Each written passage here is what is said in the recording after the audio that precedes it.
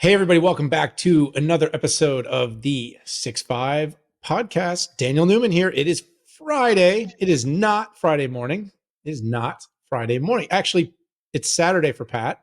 We'll get all into all that in just a moment, but it's episode 177. Welcome back, everybody. Thank you so much for tuning into the show. We appreciate all of you that are watching.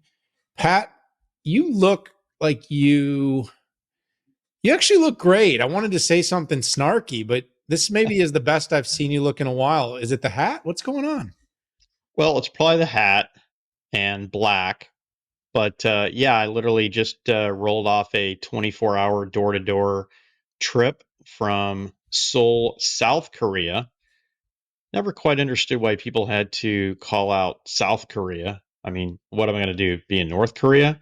Probably not. But yeah, I just rolled in, gosh, an hour ago. So I'm ready to go, ready to roll. And I just, for the record, audience, I am I am here when I probably should be sleeping, but I wanted to make sure we did this because this is still the highlight of my week to be with my bestie covering the top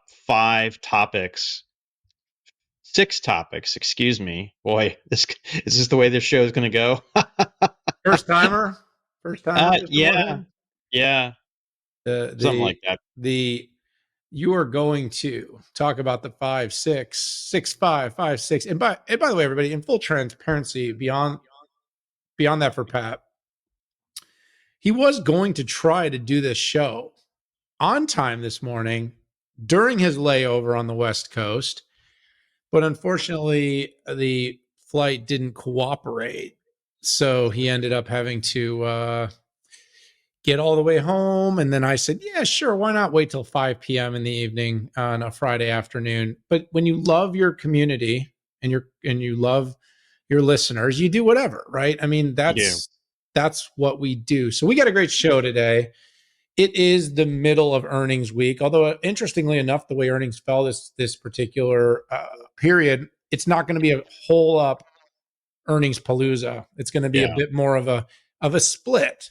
So we've got 6 topics today. We're going to talk about Microsoft earnings. We're going to talk about Qualcomm running the table at the Samsung Unpacked event, which is where Pat was.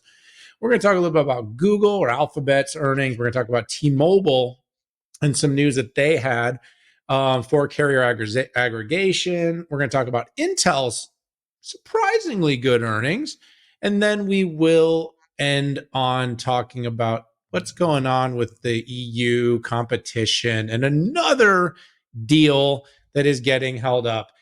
If you are a first time viewer of this show, or if you're viewing this show, just remember this show is for information and entertainment purposes only.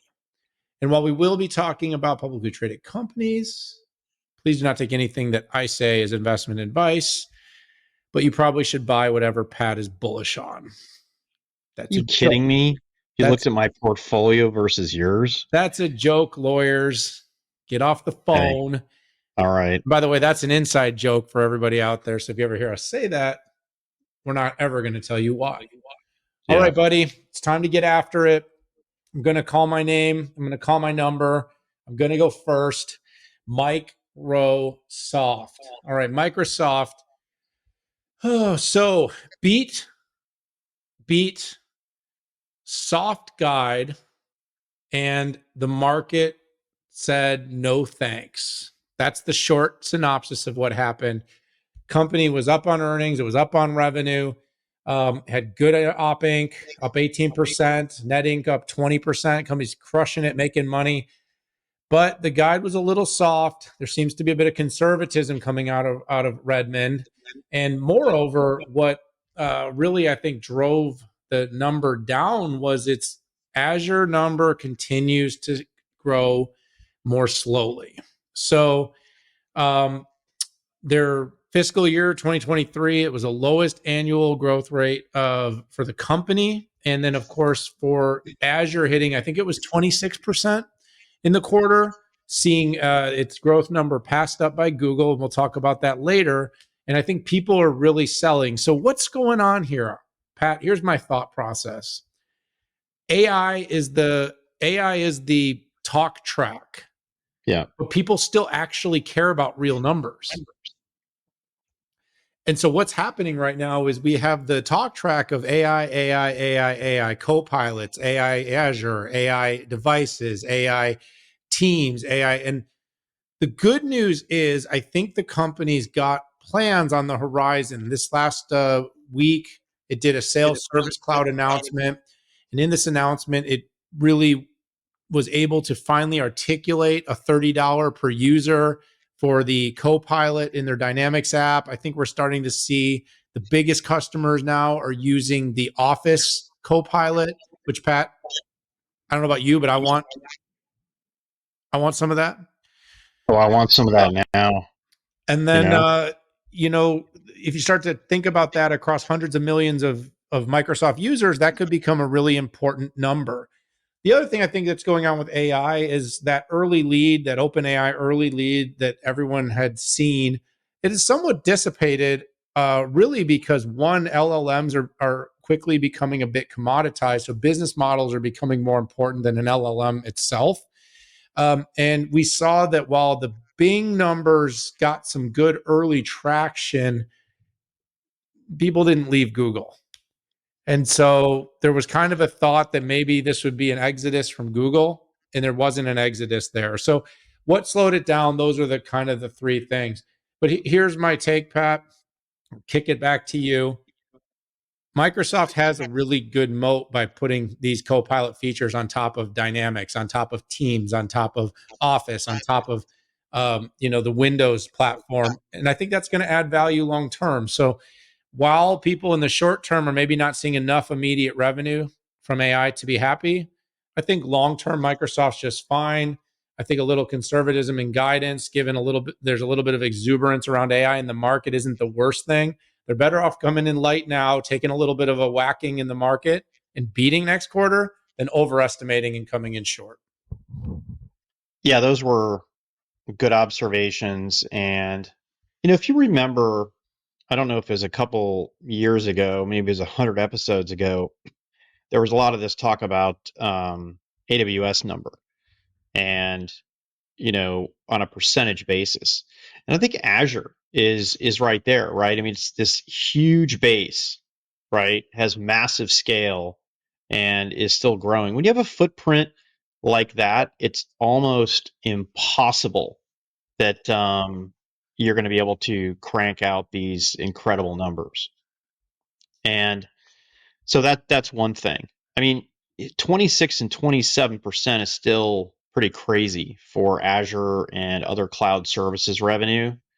And yeah, that 1 point from AI services frosted some people, but again, on this just gigantic base of cloud capabilities. AI revenue probably take a while to show up, but like you said, really glad to see that they're pricing it into services and putting a price out there. And people might be like, well, of course that's the case. There are very few people who have put prices against their AI services, quite frankly, because they're not GA, or they're waiting to see what the competition is going to bring out.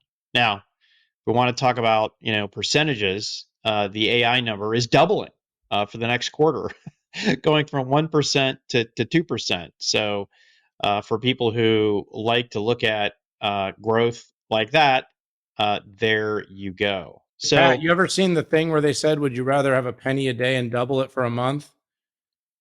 I So have, take a yeah, and penny then and I get double it out for a my month, or calculator like and $10,000 right now, and seeing what the yeah, difference. What I'm saying is that they keep doubling, that'll end up being pretty good for them.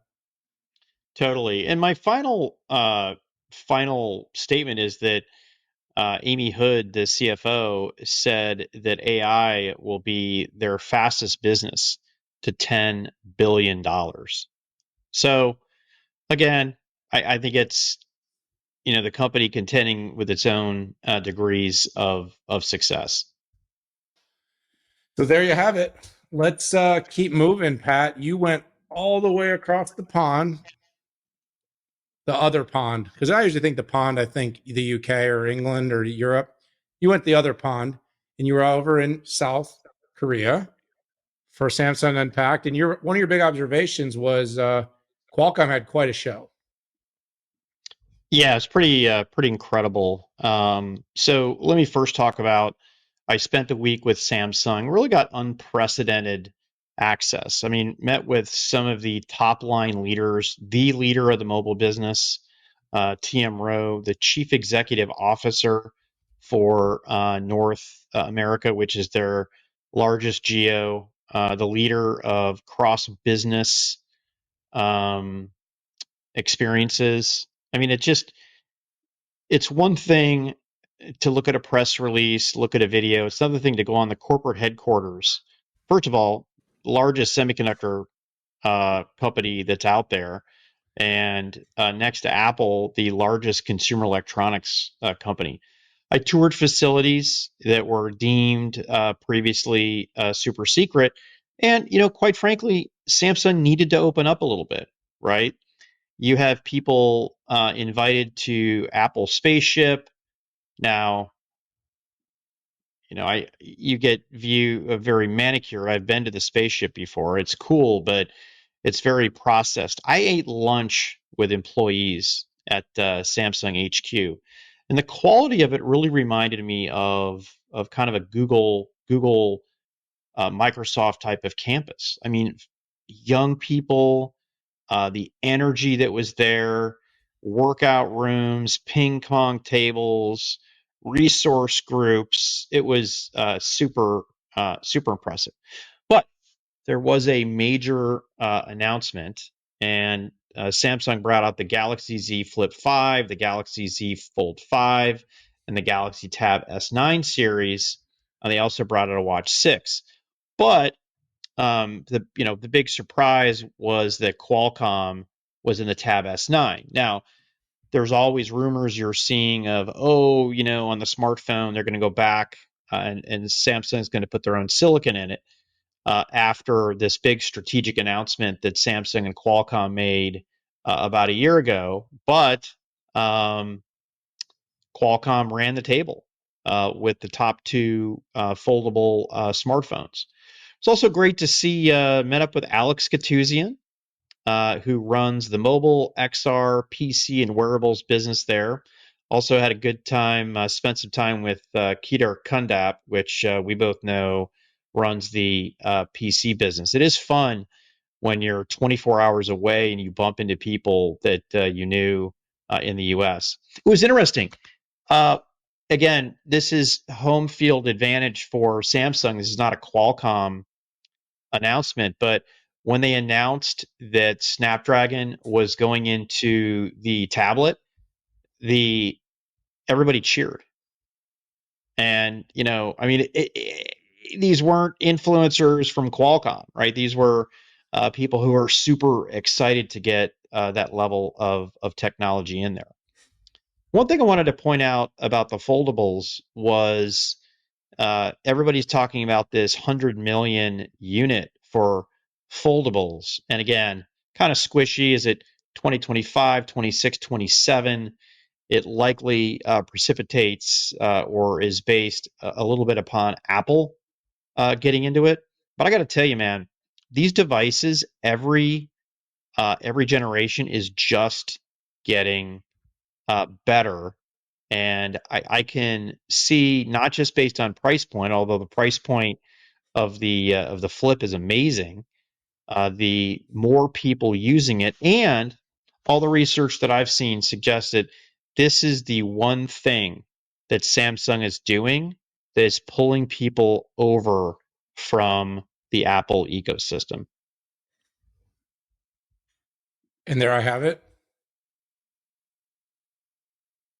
Oh yeah, sorry, I'm muting myself because of the echo. No, no, I was just checking to make sure you were done. Look, this is a little bit exclusive to what I was able to see from afar. But what I can say, Pat, is Samsung and Qualcomm is a very, very promising partnership. And while it's obviously sometimes tough when you're Samsung to take the L on Exynos and acknowledge it, I think the Snapdragon silicon in their devices makes some very, very powerful devices. Now, watching you from afar, I got to admit, I was a little jealous seeing you play with these getting your hands on some of these new foldables. I have one here. Crease is pretty darn fat. See that crease? I do. I I mean, that hear means you it's must be using it then. I hear it's getting better. But I'm really this is the I still use this 21. Still really like it.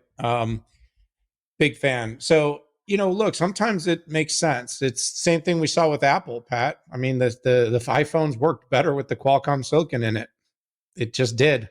And that was not Samsung, but it was Intel. But at the time, sometimes you got to acknowledge when you've got the right partnerships and the right solutions. I think Samsung plus Qualcomm makes a really good marriage. I won't lie though. I am glad I didn't go. I'm not upset to not be jet lagged. I'm not upset to have spent my time here gallivanting around New York and seeing my giant melon on TV talking about Google earnings. So let's go ahead and I let's go. mean, the victory laps. I mean, I felt like I was there with you. You know, Well, that's my I goal. mean, no, it's good. The victory lap is good. I like the victory lap, and I mean, you may have been on every single network that exists and that is relevant. So, Yeah, there aren't anyways, that let's talk many. about Google That's earnings. that's kind of the odd thing, though, right? Is I may have been on all of them, and there aren't that many of them anymore. So There aren't, and that is one of the reasons that I believe that our show is popular because where else can you get tech analysis? 6 topics, 5 to 10 minutes each, Dan. Where? no. Do you think we should change to 6510? Maybe. I mean, Maybe. I'm sure. the I mean, that would 6510. probably increase our viewership. Well, I mean, we're already expanding. I mean, have you seen our new show, Connected? That's done by Diana Blass. It's terrific. You should check it out. I have. One on It's AI amazing. regulation recently. That was good stuff. If you haven't checked it out, definitely be sure to check it out. So let's talk about Google. Different than Microsoft, people were absolutely thrilled with how Google did. And here's the funny thing is Google only grew single digit percent too. They beat on top, they beat on bottom. And guess who doesn't provide guidance? So, but what happened? I mean, look, the long and short is that I talked about this in Microsoft. There's been a bit of a concern with Google's sort of false start on AI that maybe this was going to come back to bite. It didn't. I mean, that's the truth. Whether it's Palm, whether it's Bard, whether it's the work of DeepMind and Brain, whether it's search generated experiences that they're calling SGE inside of their traditional search, Google seems to have found a way to wrap itself around the search industry and keep it. Search and Google also are proving to be the absolute above the fold item, meaning as it pertains to search, Google, no matter what happens to market, no matter what happens to ads, you saw Snap got absolutely whacked this week. Terrible. Snap sucks, by the way. I still do not like, other than faces that are like this, I really have no idea why anybody uses it. And again, my kids will explain it to me and I'll just make a face like this. So the end of the exercise, though, is Google has shown its robustness. The second thing is, Pat, cloud is growing. So Google Cloud at 8 billion this quarter. So you're starting to see this is ramping, but Google Cloud's going to be it's a $32 billion annual pace. They're growing very quickly. And remember, this quarter, Microsoft put out some numbers to talk about its business, and it's about 110 million in its whole 110 billion in its overall cloud, and about 50% of it they said is Azure. They gave some round numbers for the first time ever. So that gulf that everybody's been wondering about, how big is the gulf between Azure, AWS, Google? It's becoming a bit more apparent. But Google grew a couple percentage points higher than Microsoft. And as Bloomberg so profoundly called the header of my segment, yes, technically speaking, if you grow faster than another company in the same category, you're taking market share. I think that's a technicality, and I hope people can kind of wrap their head around what I'm saying there. Well, by the way, I don't even know if that's accurate or not because in a growing market, you can grow on a percentage basis without taking market share from somebody. It's So, possible, except if it's the exact same stuff, it's not possible. Boy, Well, I'm gonna crank up a spreadsheet right yeah, you know afterwards. what? You know But what? The problem is if you're only talking about two players. So the second, now that you've added a third player, all this growth, it could technically be Microsoft. The technical headline is that Microsoft and Google, if Amazon's growing slower than them, are taking share from Amazon.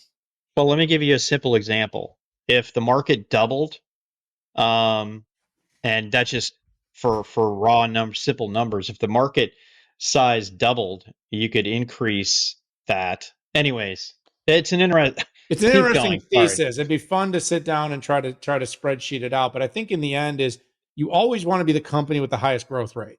And if you are the one with the highest growth rate over time, typically you'll be taking overall market share, but not necessarily share from another specific company. So, anyways, it's an interesting thing. But yes, they're growing there, but their revenue is growing, their profit is growing. The company just makes money like crazy. It's like 20% net income on their revenue, and it's just a wildly successful business.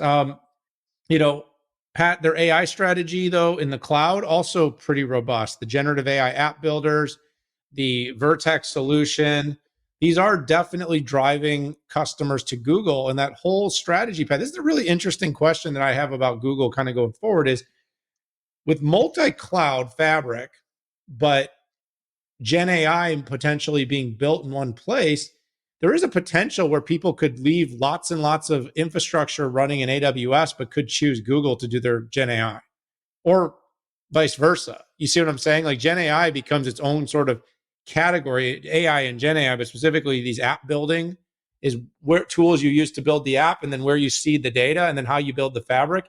The multi-cloud becomes more compelling and the winner takes all becomes less and less probable in this whole thing. And it's getting very, very interesting. On the other hand, Pat, just the kind of the straightforward stuff, company saw YouTube grow and beat as well. So ads beat, YouTube beat, Google beat, cloud made money for the second quarter in a row. And I didn't get into it yet to see if there's any funny accounting stuff, but it seems pretty straightforward. Thomas Curry and team strategy is working, and the company as a whole seems to be moving in the right direction. Now, Ruth Porat, their CFO, took a new role this quarter. She's going to be moving into the president and chief innovation officer for the company. So big transition, but not one that you and I particularly. Well, now Ruth will be much more interesting than when she was CFO. So it'll be interesting to see what she'll do in that new role. You done? No, keep going. Okay. So I think Daniel, it's very highly likelihood, and you might want to mute yourself because I'm getting a blowback here. Um, Google has done very well in its first, I would say, the last 5 years with analytics, data, and AI. And it's funny, I do a bunch of case studies, and um, I don't talk to 100 people in IT every week like other industry analysts proclaim, but I do talk to a lot of them. And invariably, right, everybody's multi-cloud already. It's just that it's a pain in the butt to do it, but they're using Google for AI, right? And they're using AWS for something else, or maybe their primary is Azure, right? So it is possible that Google could get their unfair share of this.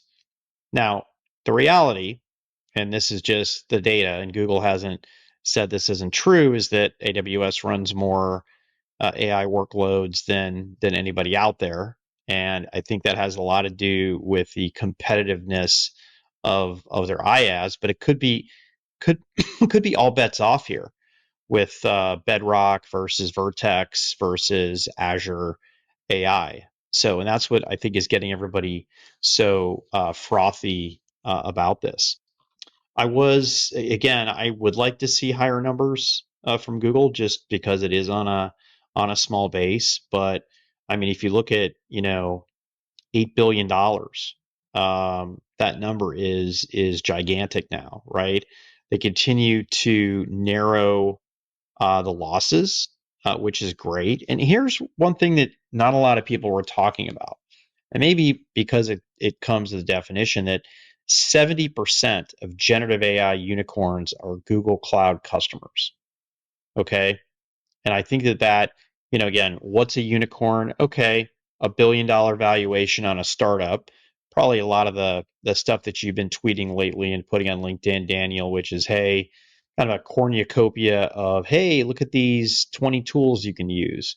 It's probably customers like that, and then there are some large customers as well. Just like I'm excited about Microsoft 365 and pressing a button on my PowerPoint and having it create a word and vice versa. I'm a subscriber to Google Workspace. In fact, my entire back end of my company is Workspace. So I'm looking forward to that coming out. I haven't seen pricing on that. I hope that they bring it out shortly. But in the end, Dan, whether it's Google, whether it's AWS, whether it's Azure, competition is good. I am going to be monitoring can the smaller companies make money on this, right? Um, Now, I do know, like we're seeing with these unicorns, these are smaller companies and they are being enabled, but it's important for a healthy ecosystem and for innovation and cost that we have even more competition than we have now. I am really enthused about these open models, these open source models that people can pull off the shelf and apply their own proprietary data to. That is going to be a game changer for businesses. And we haven't even scratched the surface. And it was funny. I made a post a couple weeks ago about me not using generative AI tools as much as I used to, and some people took that as, okay, Pat, you're poo pooing this technology, or you don't get it. It's like, no, you don't understand. The enterprise SaaS stuff, which is my company that I personally use, it's not ready yet, right? It's in best preview, and there is nothing in GA except for actually Salesforce and a lot of their tools did go, but I use the Microsoft tools in my company more these days. Yeah, I think we're going to start to see this stuff become more generally available, but there's some time. And I've actually said the same thing. I used a lot of this stuff enthusiastically. I think people on our team are using it a lot. Things like excerpts for blogs, meta descriptions, picking up keywords is a great way to do it. Synthesizing transcripts into abstracts, that can work pretty well. But like, I'm more enthused about when can I easily access my enterprise data and have it tell me something meaningful using a large language model, not, because what I said is, it's like what I said last week, Pat, what's old is new. It's basically become a Yeah. way to synthesize search and give a good abstract. But I've gotten pretty proficient at search, so I'm not actually sure it's faster for me most of the time. So, all right, let's get to a kind of a couple double topicers. Let's talk. T-Mobile had earnings, but also made a pretty big four carrier aggregation announcement around 5G. Pat. Yeah, so we can slice this up any way you want, but let me hit earnings. Hey, where'd you go, buddy? Where'd you go, bestie? Am I back? Am I back? You're back. You're All back. right. You're back, I baby. was Okay. hitting something. I hit the wrong thing, but it was all That's all you. good. It was just you on the screen, which imagine if it had been just me. I know. I know. I could press refresh and I go away. Yeah. Out So, of here. yeah, so let's start with earnings. So, I don't know how the analysts get this so wrong, but they crushed earnings by 18%. And they keep crushing it by double digits almost every quarter, but they narrowly missed on revenue, which has happened the past 4 quarters. But when you crush it by 18% and deliver $2 a share on some massive revenue of 19.2 billion, you're doing something right. And what is T-Mobile doing? I mean, T-Mobile absolutely took the biggest risk I've seen any carrier make and actually succeed. Been a lot of big carrier risks that have failed. Just look at AT&T and Verizon right now with some of these the media acquisitions and divestitures. But uh, T-Mobile CEO Mike Sievert really boiled it down to three things. Like how is like A, customers are coming to us more, right? That means they're taking share, they're taking people. Once they get us, they're staying with us, and that's code for churn. And they're buying up our rate card voluntarily. And by the way, two things in that. First of all, it means that they're buying more services once they get in. So let's say you have smartphone coverage, and then you give it to the entire family, or you go with FWA and use it as your primary internet for your house. Now, the funny part he said was voluntarily.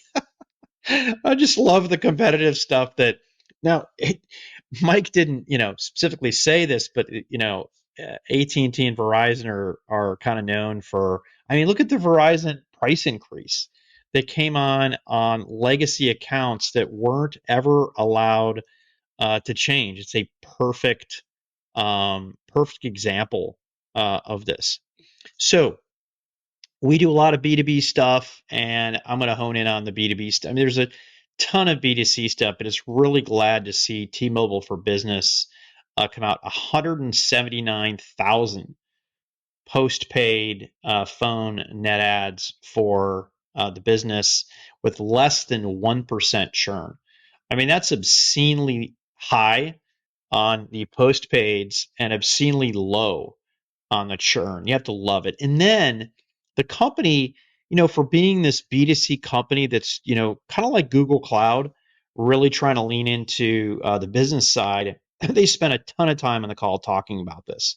They talked about they want the largest global asset management firm, not going to use the name, another leading global bank, two big wins with the EPA and the IRS. Hopefully, they don't do too well in the IRS. And they talked about first responders and the benefits that 5G in rural areas delivers versus LTE out there. They talked about retail as a vertical, and they have some really interesting Web 4.0 solutions out there where they actually sign up as the general contractor. They pull in a bunch of partners to deliver these solutions. I've talked about retail with a fixed 5G, not having to do a truck roll. Talked about healthcare, where they were talking about indoor and outdoor ubiquitous connectivity. They talked about education, large campuses, getting 5G, to the farthest room across campus. And they talked about federal use cases, which, by the way, this is when you are starting to when you have arrived as a credible provider, when you can sign up the Department of Defense as a customer. Something, I mean, think about this. 5 years ago, Dan, before T-Mobile came out with, again, these are just the facts, the best 5G network out there. They bought Sprint to get that mid-band, that they'd be cranking out business customers. It's hard to do because anytime you're trying to optimize. I mean, Apple has a hard time in business compared to consumer. Now, a lot of people bring iPhones in, but people using iPhones for hardcore business use, it's been hard for them, right? Because the lack of customization, the devices, explode when you drop them on the ground and stuff like that. So imagine having such a strong and enticing consumer brand like T-Mobile and trying to make it fit into B2B. One historical example who did this great was Sun Microsystems, right? When every box was black, every box was boring. Scott McNeely came out with basically purple boxes that he Dumbo dropped in data centers all over the place. But T-Mobile's on a roll. 20% earnings, 18% earnings beat. Well, Mike Sievert said to our friend Brian Sazi, and I was just kind of reading up some of his comments right now on Yahoo Finance. He said, "Why are they so successful?" He said three reasons, which I loved it because it was so basic. But he said, customers are coming to us more, they're staying with us more, and they're buying up the rate card voluntarily, which basically means T-Mobile has become, Pat, do you remember when it was kind of like you would be on T-Mobile and people would be like, why are you on, like, it was AT&T and Verizon were the brands, right? At least here in the US. And so that was first and foremost. It used to be a weird thing to be part of T-Mobile. It was a weird thing, like why it was almost like being on Boost Mobile. It was just like, who does that? T-Mobile is absolutely considered now a premium product. So they did a great job from being the uncarrier to now being really genuinely seen as the carrier. Um, Second of all, Pat, I will just tell you, I say this all the time, their global presence is awesome. So the fact that I never even think about will my phone work. Did you have to think about that at all when you were in Korea? No, I mean the roaming plans that I'm on just automatically kick up, and they're not onerous like they used to be 20 years ago. I think I ran a $3,000 phone bill up. I was in Germany once, and Gee, yeah, it was crazy. don't even think about it. And then so, basically you got those couple of factors. You've got um, strong 5G. I mean, you talked about the carrier aggregation, but I mean, the fact of the matter is that, they've basically made 5G more pervasive. Now, you and I can have a bit of a debate on how much or how little 5G has been able to, uh, succeed in meeting the promise that it's made to the market. You and I have talked to a lot of the big infrastructure companies. We talked to the carriers, but in terms of making 5G widely available and connected and having high throughput bandwidth conversations, at least my experience is, other than like this one street down my block, T-Mobile really has done a good job. So are there some things that they need to work on? Yes. Amazingly, Pat, the phone companies are still the freaking phone companies. Like, I know they're kind of tech companies, but they're the service, there's always a little bit more to want for. But I think T-Mobile's done a good job, and I think you hit on a lot of the reasons. I think they're doing a lot of the right things. And Pat, for whatever reason, they just can't figure out how to predict their revenue. Yeah, hey, can I boomerang on the I didn't talk about carrier aggregation. So, Yeah, you did. um I actually didn't. No, I know. I'm absolutely humiliated. I've now repeated you, and I've given you credit for saying something that you didn't even talk about on this one. It's This is the okay. difference, by the way, everybody, in us podcasting late in the day. I'm about 10, 11 hours of calls into my day, Yeah. and Pat is 12 hours of jet lag into his day. I'm being sincere. Like, I'm hearing things or I've imagined it in my mind. So yes, let's boomerang back. Talk a little bit about the four carrier aggregation. Yeah, so there's a lot of different ways you can get performance out of a network, right? You can choose a certain frequency, right? You can jam up the frequency, like uh, the highest level of 5G is closer to Wi-Fi in spectrum than it is to actually standard cell frequencies, right? And the other way is that you take essentially two, three, four signals at the same time and you aggregate that performance. It really is a cool magic trick. That was the biggest way that in the last 5 years of 4G LTE that they got performance out of it, right? If you remember, LTE, I think at its peak was I think 1 gigabit per second. Now, one of the challenges with aggregating channels on 5G has been the lack of spectrum because you can't just kind of show up and turn willy-nilly turn off spectrum for 4G and then move it to 5G. But and this is a first in the US for T-Mobile, they are aggregating four channels on and driving up to 3 gigabits per second.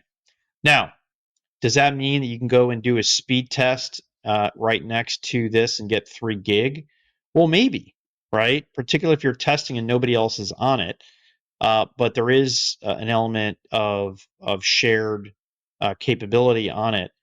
Uh, but again, best 5G network when they came out, and if you have four carrier aggregation and you're pushing the performance of of the mid band and low bands, I'm wondering of the incremental value other than interconnectivity of the highest level, highest performance 5G. So hats off to, as AT&T is buying and selling media companies and getting into just a total mess, as Verizon is trying to revive media properties that were irrelevant.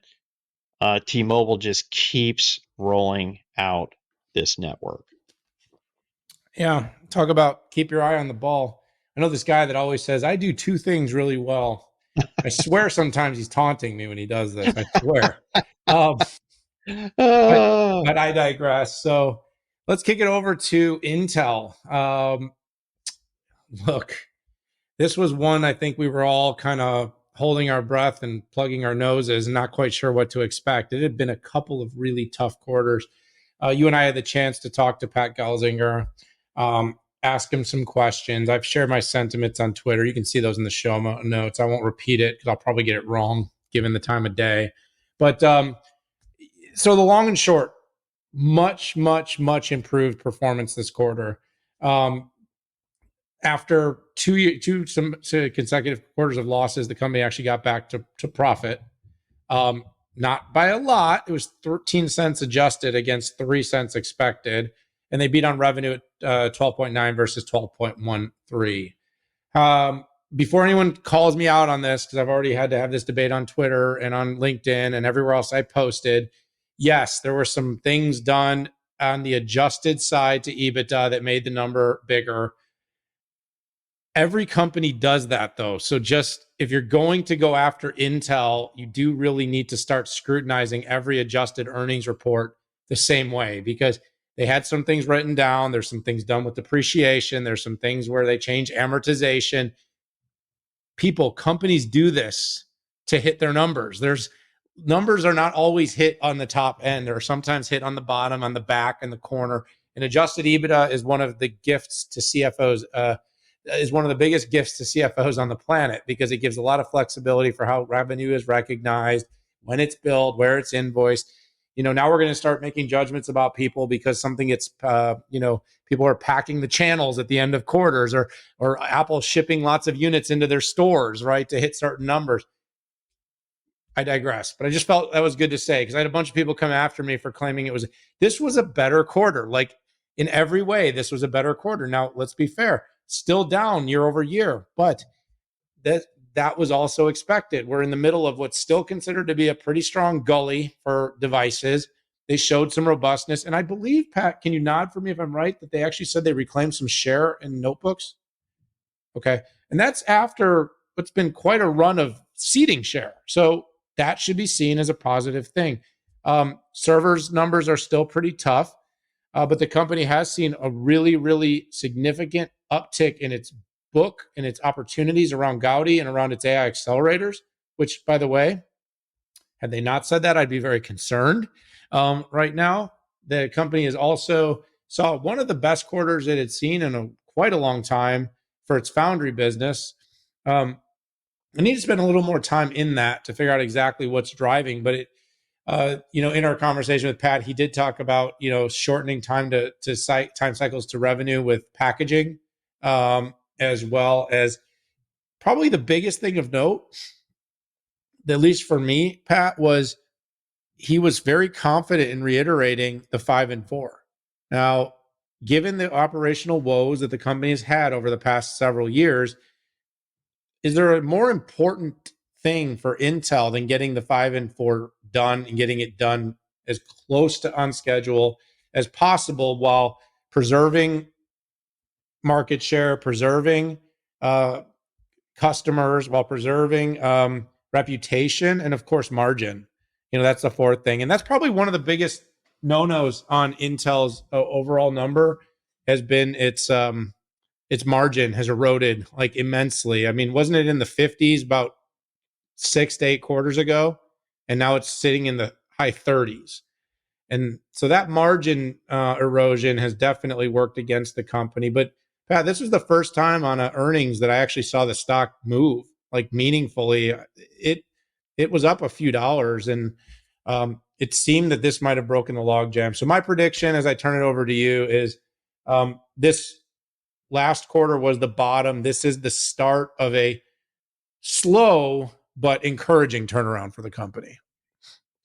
Yeah, it was really awesome talking to Pat Gelsinger for a few minutes. It was 5 a.m. in Seoul, and um, yeah, it seems like it was a week ago, but it was maybe a day and a half ago. So I think it's important. So first of all, I think it's two things are important. I think it's important for people to understand the continuum of AI. Listen, the frothy PCI Express cards for training and systems is frothy, is crazy nutty, and everybody likes to talk about NVIDIA. The reality is that AI is a workload, right? And it's spread across everything from PCs to the carrier edge to the data center to the hyperscaler cloud and everything in between. Just by the way, like we have with machine learning today in a $5 SoC or in an FPGA that you get a year's battery life out of. It's a continuum. And although it's not as simple to look at Intel and say, oh, the number of PCI Express cards, they're not GA on their GPU based card yet. They are with Habana and they are set up with AWS. And I am intrigued about some of the judo moves that the company is making out there. The other thing, and we don't talk about this, is still today, more AI workloads are inferred on CPUs than they are on GPUs or accelerators. Um, but I know it's not as sexy, so people don't talk about it. But I do believe that Intel it will absolutely and is actively participating in this lift of AI. I mean, every one of the latest DGX systems from NVIDIA comes with the latest SoC Sapphire Rapids from Intel. So I think that it's important for people to look at this holistically, even though it's not as simple or as frothy. Here's the other thing: when you're a company in Intel's position that has had a pretty severe degradation of financials and had years of problems getting their fabs act together, it's sometimes easy to forget about all the pluses that are going on. By the way, the first time I ever talked to Pat G when he came back and he was talking about 5 nodes in 4 years, I put that as the most important thing the company can do. And people were like, you're crazy, it's about the design. And the design is important, but if you can't actually get the design and manufacture it effectively and on time, you're going to lose. At a minimum, if you have an amazing process, you can fab anybody's product. Ironically so, prior to CEO, prior BK, that was his mantra that said, we don't always have to have the best designs. You're going to have to fab everything in our fabs. Well, he took a 2 year lead and turned into a 3 year catch up, and Pat and company is cleaning up the mess right now. But it's easy when you get in this position to shield it from the great stuff that is going on. Sapphire Rapids took a long time to get out. It's one of the most sophisticated chips that I've seen in a long time, primarily given all the accelerators. Oh, and by the way, it was the first chiplet based architecture that Intel did.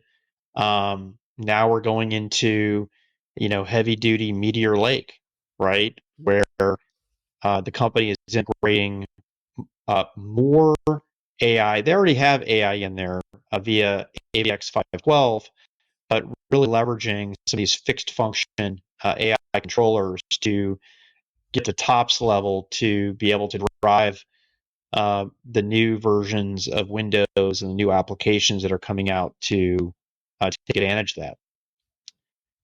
Pat, Pat, what's the first line, the first bullet point in Intel. It was, yes, we are on track for 5 nodes in 4 years. So listen, I've always said they do 5 nodes in 4 years. They're going to make the big comeback. I like that the company was really conservative on how it positioned it. But again, I think it's easy to look at their issues and not look at the things they have accomplished to get them where they need to be in the next 2 years.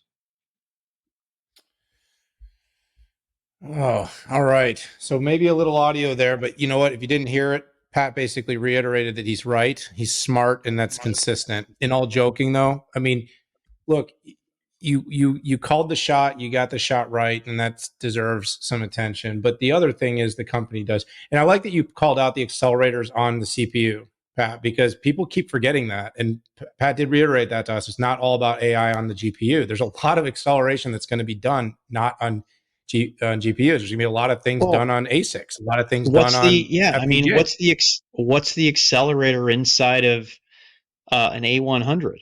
It's a tensor core. A tensor core is an ASIC, right? So it's kind of funny, like, and even in their GPUs, they do the same thing. One thing we didn't talk about was the win, the Ericsson 18 angstrom win, okay, for IFS. I mean, here's another thing I called. It hasn't come true yet, but I believe that once IFS shows that it can deliver bleeding edge and leading edge, the US is going to move from military, has to be done in the United States, which is called the RAMP program. Right now, it's RAMP C, to all of critical infrastructure, which China did 20 years ago to U.S. tech manufacturers.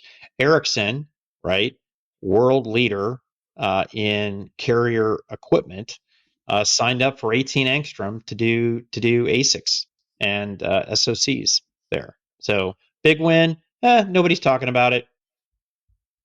Big deal.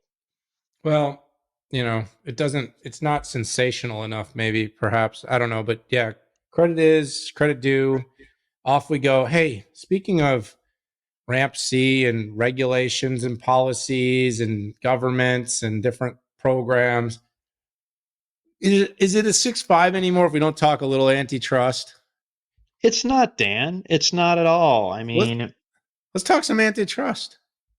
let's talk some antitrust. So, in the background of Microsoft, Activision, VMware, Broadcom, FTC chasing Meta for buying a small XR company, Amazon trying to buy a vacuum cleaner company, Roomba. That's my favorite, by the way. Um, oh my gosh, What will we ever anti-competitive. do if we can't all have a robotic vacuum? No, I know. I mean, you can imagine what Amazon could do with that. I mean, it could possibly make the vacuum walk down or fly to the distribution It could. center, get my stuff, and fly back and stick it in my refrigerator and in my drawers. By the way, that'd be cool. What if it cured some diseases by purifying, getting dirt and dust and grime? I mean, it could be like the virus killer. Anyways, that is the backdrop of the craziness that we're looking into. And by the way, Apple, having a monopoly over its app store, I get, right, amongst others. But hey, on the heels of the UK saying it's going to investigate the Adobe-Figma deal, the EU has kicked off its investigation, which, again, not surprised. And I can see, based on confusion of what Adobe does with Figma, right? There's this notion, a couple odd notions out there, Dan, that I kind of want to peel apart, and that is that Adobe and Figma are in the same business. So, how many people are editing their videos and photos with Figma? Absolutely zero. Okay. Adobe had a very unsuccessful cloud-based sharing tool that it's already said, hey, it would get rid of if this deal went through. But they're not even the same products. Are they used by creators? Yes. Are they the same products? Absolutely freaking not. And there's this other argument that says, well, if Adobe tried hard enough, it would be able to create what Figma does. Well, guess what? They tried and it failed. And their CEO is on the record saying exactly that. This did not work. We could not do this. There's this other argument that Figma could do what Adobe does. Folks, I mean, creative professionals out there, could you not use Adobe uh, and just use Figma to do what you do, or vice versa? Absolutely not. After 20 plus years of Adobe creating their products, Figma is not going to magically replace that. So again, I don't understand it. I think we're into kind of crazy land here with regulation. I believe that it's primarily based on regulators who don't understand business and how they operate. B, people who view success with being a bad guy. That's the other one. And the third one is, hey, we don't have tech companies in my region, so I'm going to come after you and basically make penalties a tax for you, so I at least see some of the money. China loves to do that, by the way. And there are some people who speculate that the EU issues these fines as a revenue generator. That's it. That's all I got, buddy.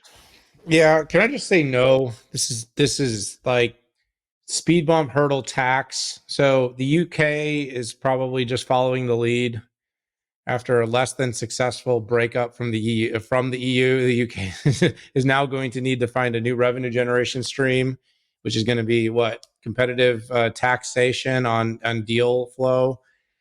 Not sure if that'll be the case, but what I can say somewhat confidently is software that enables people to collaborate on design and stuff seems to me like a fairly general category that can be done in many different ways. And you could argue that there's many different tools, whether that's using Teams and sharing a AutoCAD in Teams. I mean, like, yes, I do understand the ability to do some very specific kinds of design work inside of Figma, but my point is, it just doesn't feel to me like there's enough of a market and there's enough risk and enough um, price, power, control, and experience damage that can be done through a deal like this.